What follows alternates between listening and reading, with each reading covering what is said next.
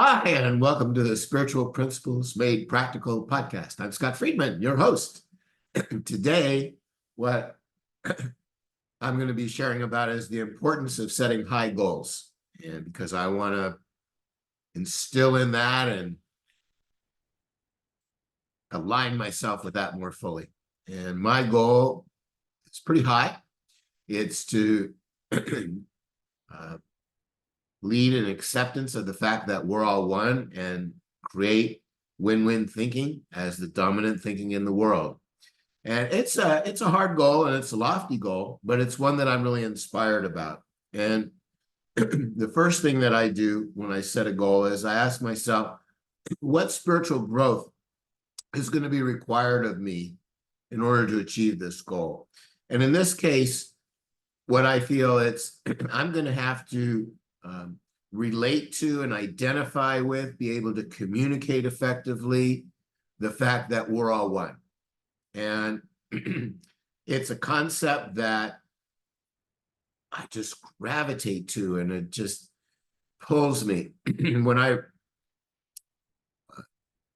was reading the prayer of St. Francis years and years ago, and it ended by saying, at least the translation that I read, in dying to self, we're born to eternal life. And that just grabbed me, and I had to understand what that was. And in dying to ourself, it's letting go of the falsehood that we're separate, that there's division. And the eternal life is the eternal present. And it's the fact that we create our world in the present moment, the only instant there is. And so there's a lot of letting go of patterns of thought that are wrapped up in time, because in the eternal present, essentially, there is no time.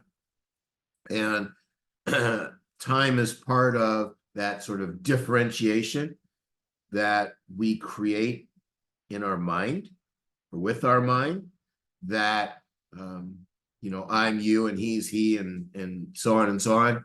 And there's inherent suffering in that because it's not true. So anytime that we believe something that's not true, there's inherent suffering. And probably the most basic and fundamental thing that we believe that isn't true is that we're separate, that we're not all one, that there's good guys and bad guys, and cowboys and Indians, and so on and so on. So it's, how do we accept the truth of all of that? And one of the things that I'm working on for myself and sharing with you as I do it is how to let go of this idea of being a separate person, and what's left is being one. And one of the ways that I've helped myself do this is there are certain characteristics of being one and being in the present moment that are more relatable to me than the whole concept of just being one in total. So, for example, a win-win solution is born out of the idea that we're all one, we all rise and fall together. So that's something that when we're engaged in win-win thinking and uplifting the whole thinking, then that's an aspect of experiencing what it is to be one. So if we say, okay, I want to experience more of what it is to be one as a means of living in joy and eternal peace and spontaneity and love and compassion and all those divine qualities that are an inherent part of us, that whenever I'm experiencing any of those divine qualities, I'm experiencing an aspect of what it is to be one.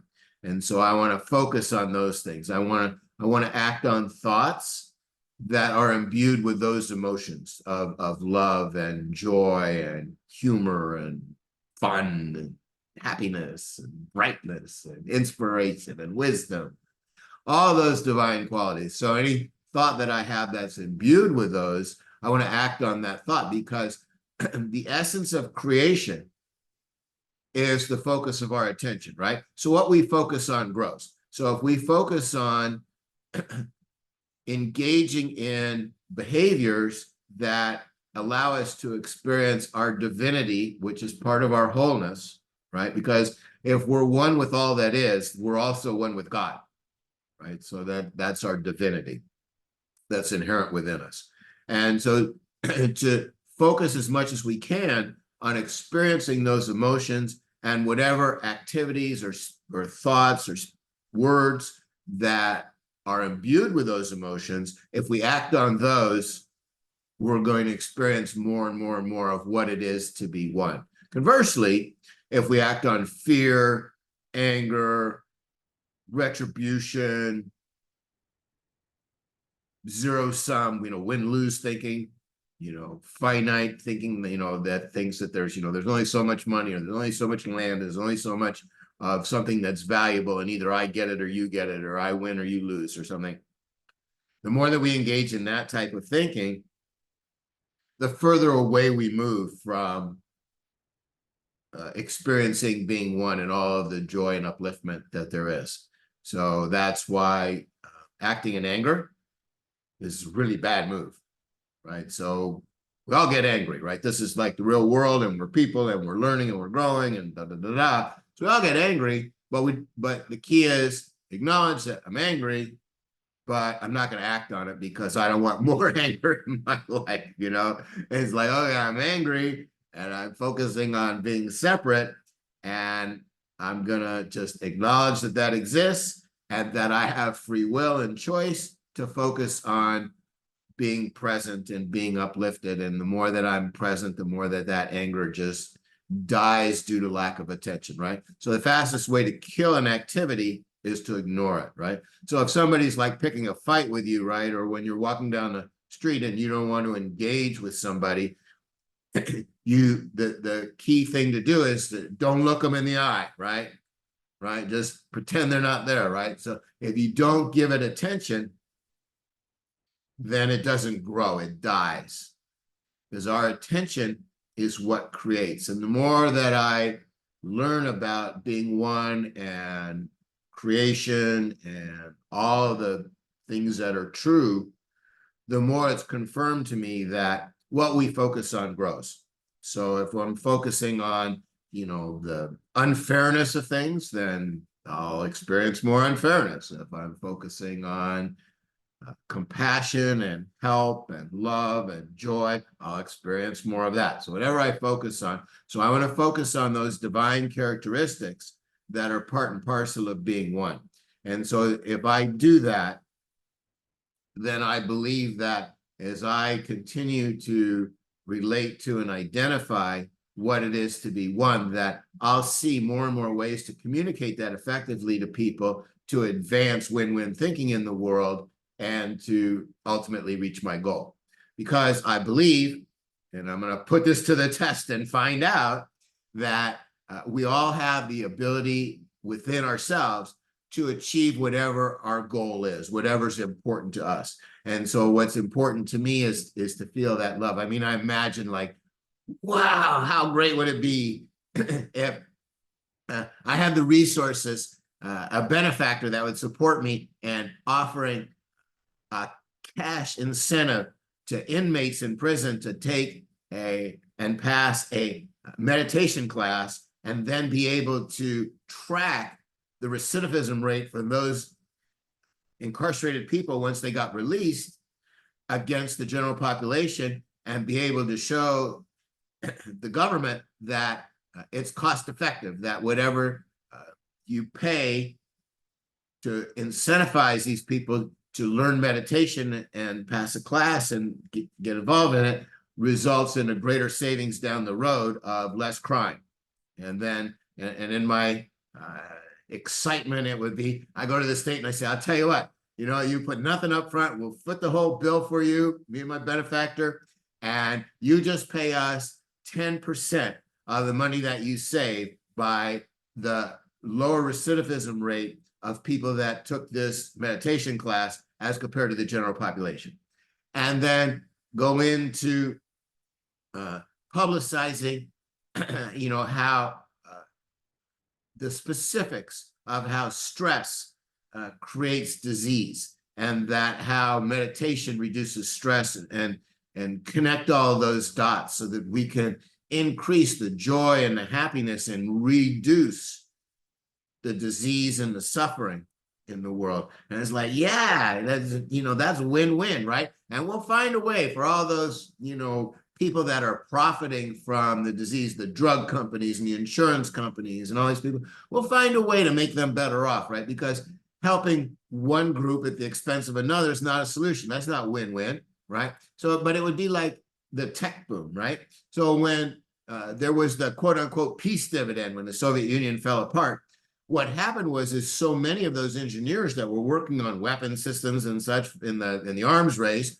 went and reconstituted themselves as the tech boom, and actually ended up being much better off for everybody, creating technological solutions for things rather than weapons, as much as they were. So there's always a way to repurpose in a better and more profitable and more beneficial ways those people that think that they might be disenfranchised by, let's say, a healthier world, with a world with less disease. And so that the pharmaceutical companies and the doctors and the insurance companies and all that 18% of the economy that in the United States that is healthcare, if we could take the 18% of the gross national product that goes towards healthcare and reduce that to 5%, right? That'd be a huge savings, and we'd be able to do all kinds of things with that savings.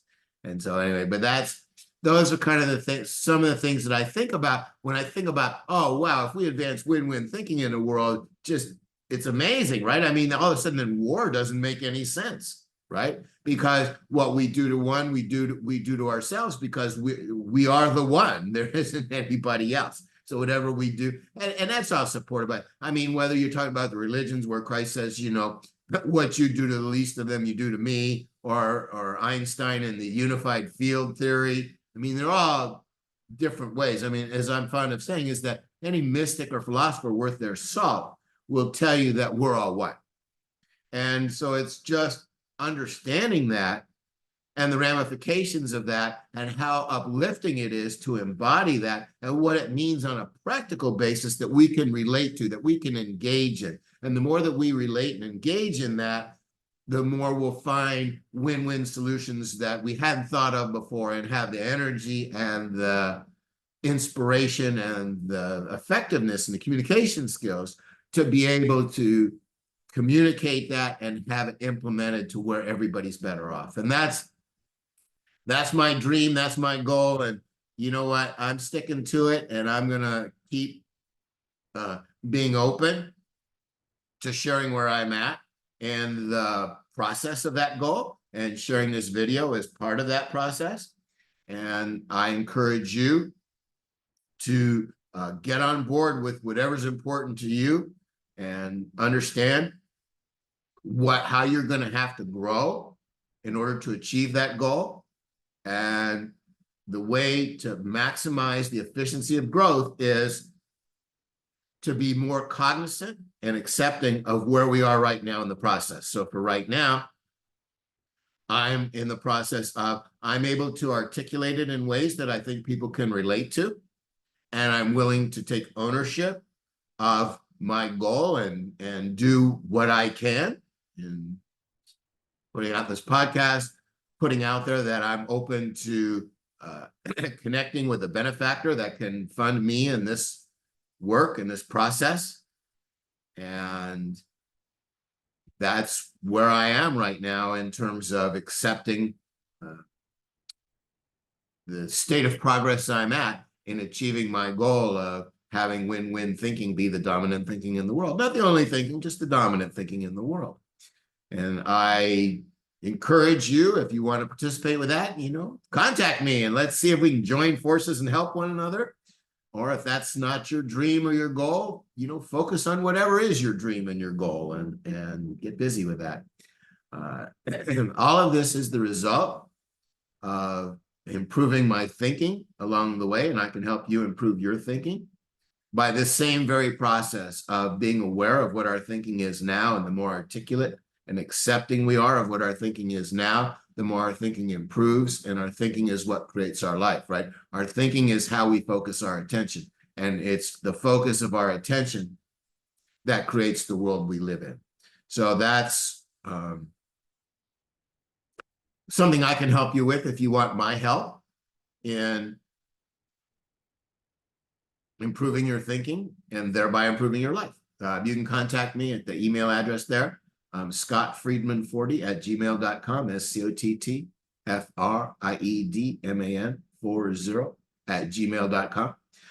Written a bunch of books, one of which is called Being One, another one of which is called Transitioning from Zero Sum to Win-Win Thinking.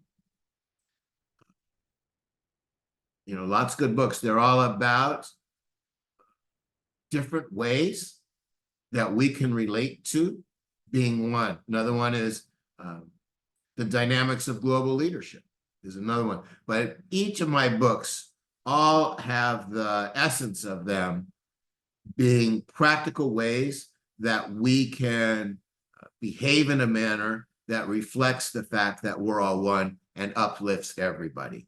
And it's the way of the future, because anything else is just stress destroying itself. You know, it's just not the way to go. So anyway, that's what I have to share, and I hope you enjoyed this, and I will look forward to hearing from you. Okay, bye.